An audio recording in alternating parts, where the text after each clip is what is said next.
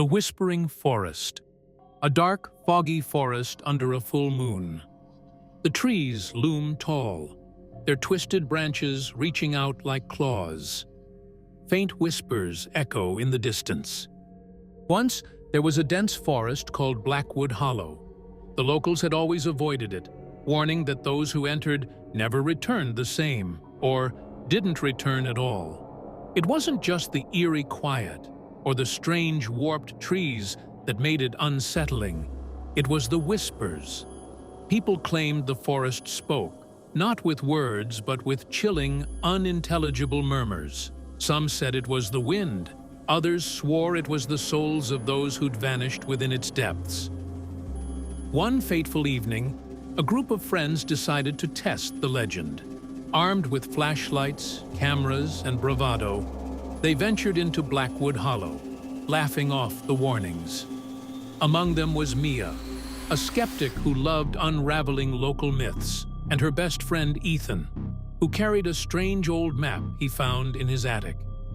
As they delved deeper, the air grew colder, and the whispers began, soft at first, almost like rustling leaves. But soon, the whispers grew louder, clearer. Mia, Ethan, leave. Did you hear that? Mia whispered, her voice trembling. The others nodded, their faces pale.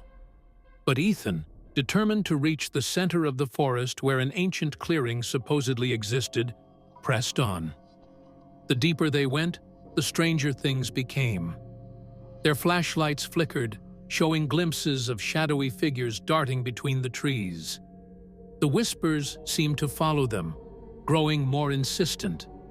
When they finally reached the clearing, they found a massive, gnarled tree in the center. Its roots were twisted like serpents, and its bark was marked with symbols none of them could understand. At its base lay an old, rusted axe and a decaying journal. Mia picked up the journal, and as she flipped through its pages, she found chilling entries from someone named Edward, a logger who had worked in the area decades ago.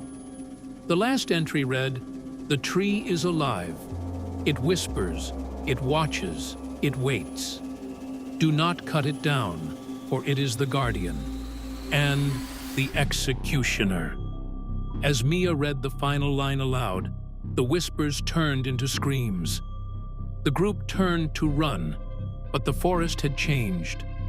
The paths twisted and shifted, the trees seeming to close in around them. Ethan tripped and fell, dropping the map. The others screamed for him to get up, but he was frozen, staring at something they couldn't see. Slowly, the ground beneath him began to crack, roots coiling around his legs. "We have to help him," Mia yelled. But the others bolted, consumed by panic. Ethan was pulled into the earth, his screams merging with the forest's whispers. Mia ran, tears streaming down her face, until she stumbled out of the forest, alone.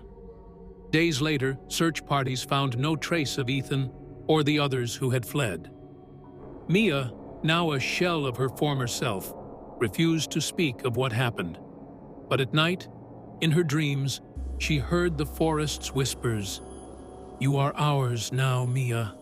You will return." Closing scene, a shot of the forest under the moonlight.